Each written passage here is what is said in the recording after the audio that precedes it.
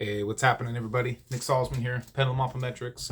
Wanted to talk with you guys today about clearing Earthbound entities. This is easily probably my biggest passion of working with the pendulum, and something that I think is kind of feared and misunderstood by a lot of people. And it can be something that can be really fulfilling, especially when we get to realize who we get to interact with and what we get to interact with. So understand that this kind of work isn't for everybody. For me, I'm really guided by it, and I really enjoy this kind of stuff. Some of you are hearing noises around the house in the middle of the night, or maybe you're feeling the cold chills from something you can't see. Maybe your animals are acting weird in the house, and something seems to be trying to get your attention, turning on the lights or, televisions, any of that kind of stuff. When this happens, it's usually because we have a family member or a friend or someone that we know, or maybe someone that lived in the house before us, that's trying to let us know that they're there. And so anytime we see like our lights turning on or any of that kind of stuff, it's an attempt of communication. So what we have to be able to do is effectively and safely communicate with these kinds of energies and be able to help cross them over and get them to go where they need to go. So a couple reasons why would they be sticking around? There is a lot of reasons why this could be, but I'll sum up a few of the most common ones with you guys. First and foremost, sometimes our grandparents and people that came before us really didn't get an opportunity to do the things they didn't want to, or that they wanted to do. They didn't get a chance to. They had to work, or they just had a lot of responsibility and obligation over what they loved or desired. So oftentimes it's also meant being away from the family and just kind of working and stuff. And so sometimes there's a little bit of regret that gets held onto after we pass away, because maybe we didn't treat people as best as we could, or we didn't show them the love that we wanted to. So lingering around and waiting to get that acknowledgement that they're there usually can help them move on just by that. Sometimes you need a little bit more help. Sometimes there's people that pass away quickly and unexpectedly from like a fall or a car accident or a gunshot or whatever, that kind of stuff that's out there. Usually they're the ones that aren't quite sure what state they're in, or maybe they know what state they're in and they don't know what to do about it. And so when they come around us, they're really, really scared, and they really don't understand what's going on. So when we, as an empath, get in their presence, most of the time it feels like anxiety, and it feels like some sort of a depression or a sadness that we can't quite put our thumb on. But either way, it's there and it affects us. So working with the disincarnates is something that, if you're going to do this work, you're also going to be working alongside the angels, because they're going to be the ones that are going to assist you for this. And if any of you are interested in this kind of work, it would be really good practice to take a few moments, calm yourself, take a few breaths, and invite in your guardian angel, or invite in whatever spirit guides have been assigned to you. Most of the time they're there already, but they can't interact with us and intervene with us and help us with what we're doing unless we give them permission. Everything is permission on this, okay? So if you're interested in this work, call on your beings of light to be active in your life and be able to protect you, assist you, and guide you in the way that is best for you, okay? So when we contact the deceased, we are looking to contact what's called their higher self. Their higher self is that aspect of us that's essentially on the other side. It's close to source, and we can interact with it. It definitely has our back. Think of it like this. If we have a soul inside of us, we only have part of it.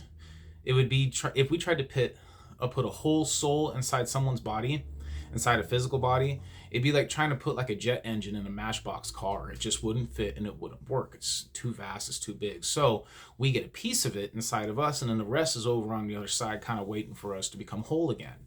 So what we're going to use when we connect to the higher self of someone else, we're using our higher self, which is above us, connecting with theirs. We send the healing to that, and it filters it down into the physical or into the spirit. That's pretty much how it works. So when we communicate with people, it's not like I'm actually communicating with them. I'm communicating with their higher self. And so that helps me gather more information quicker about them. Sometimes I get to see moments of their life, or I get to feel feelings that they're experiencing, and just some of these little hints and clues just to help us understand what we're dealing with and help us understand what position they're in. So that's kind of how that works.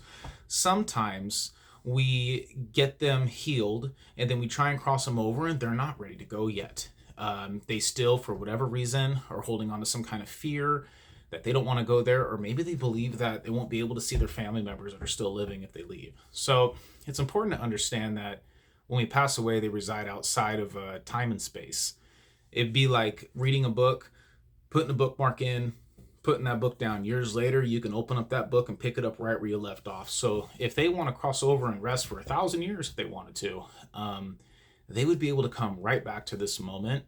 And from our perspective, look like they never even left. So that's probably one of the biggest misconceptions that we have. Sometimes we have people that don't want to let someone come in and help cross over a family member that's there. Like, say, maybe a kid lost their father at a young age and the father still wants to stick around and be a protector of the house.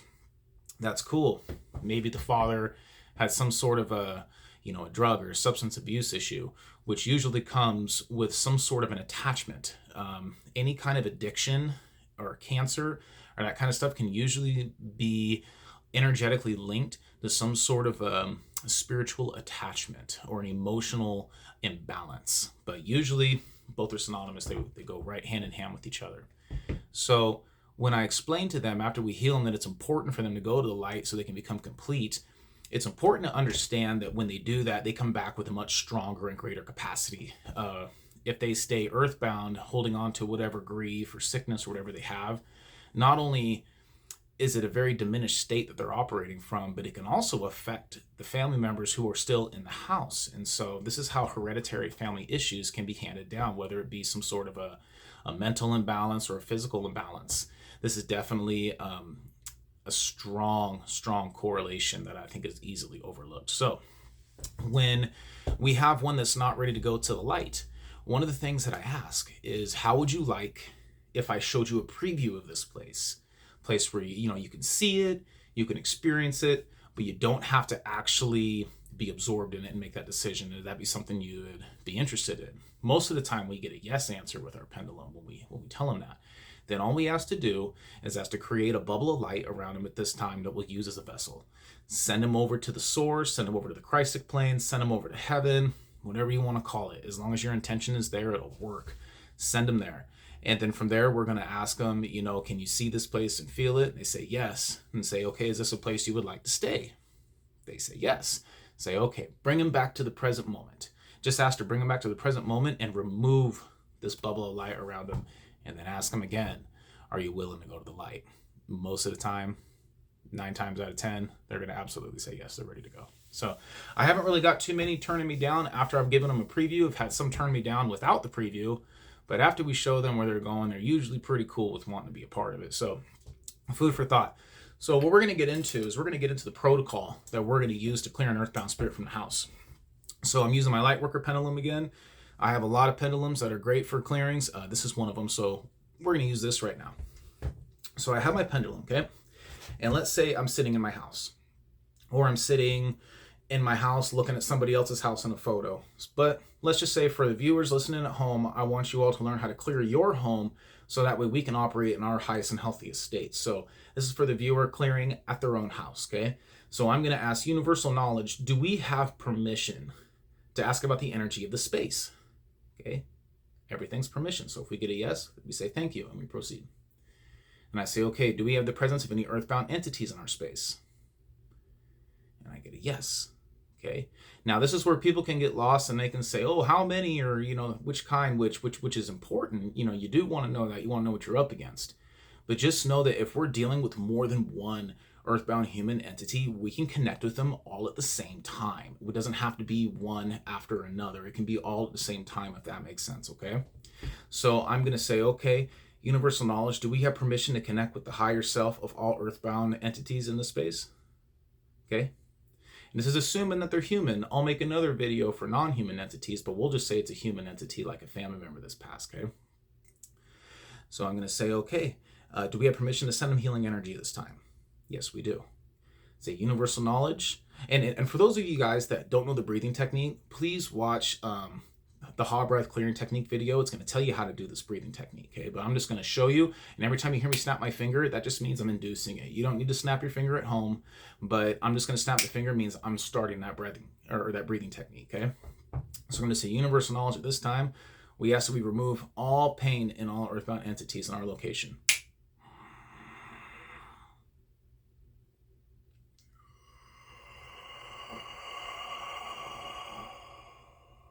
Really push it out from the diaphragm when you breathe that Haw breath. It really works. Universal knowledge, I ask that we remove all memories of pain from all timelines and all earthbound human entities in this place.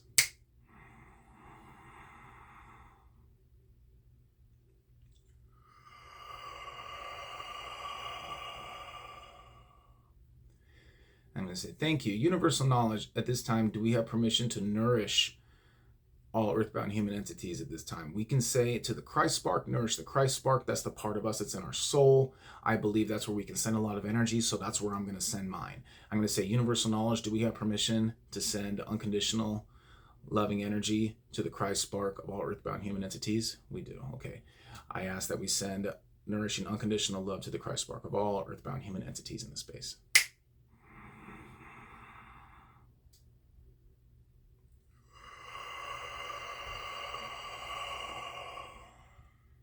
I'm going to say, okay, thank you.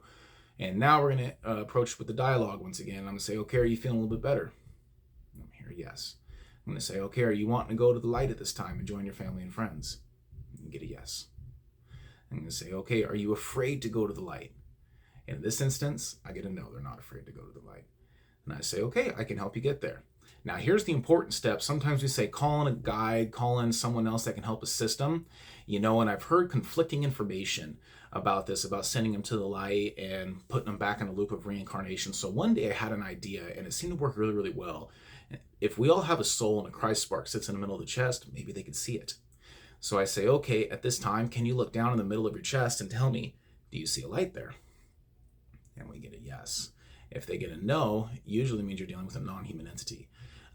Yes means that they can see it, okay?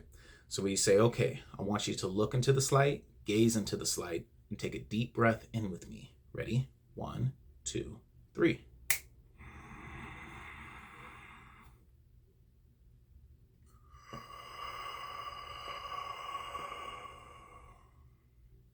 Thank you. So sometimes we're going to try this clearing, right? And it might not always work. And there's another reason why. I haven't talked about it yet, but this is something that when we're done with the healing part and we nourish them, when we say, okay, you feeling a little bit better? Okay, are you wanting to go to the light? And we get a yes. I'm also going to ask, is there anybody else there with you, angry or upset that I'm talking to you? This time I get a no, but sometimes there's going to be a yes. And then all we're going to say is, okay, let me pull them forward real quick and talk with them, and I'll come back and finish helping you. Then we say, okay, universal knowledge, please bring forth the hidden entity. Okay. Now this is where sometimes we'll find another human. Sometimes we'll find something non-human, like a jinn. Watch my other videos about the jinn and how to help them, and that's going to help you understand what we need to do to take the steps to get them to go where they need to go. But either way, if you're dealing with a human or a jinn or something like non-human like that, take away their pain, take away their memories of pain, nourish them, and then get them to either cross over if they're human, send them back to their home dimension if they're a jinn, or if you're dealing with something like a succubus or something like this, like a tulpa, like a thought form entity, that all gets sent back to the universal mind. So I'll make more videos on that topic, but I have a few that kind of talk about this stuff. This is my latest understanding of it all, and I hope it helps. And if you guys got any questions, please comment down below. Please like and subscribe to my YouTube channel. Check out my website, Pendulum Optometrics. I got a ton of really good pendulums that are going to be available to the public really soon. Most recently, I have this Egyptian basalt ankh. It's made out of basalt from Egypt. This is an Egyptian shape and has a very unique feel to it. If those of you that like brass and anything that swings heavy, these are definitely yours. Guys, got any questions about anything? Let me know. Thank you all for being here. Enjoy your day. Help those family members. And remember, if trauma can be handed down through generations, so can healing. You can do this, and I'm happy to assist you. Much love.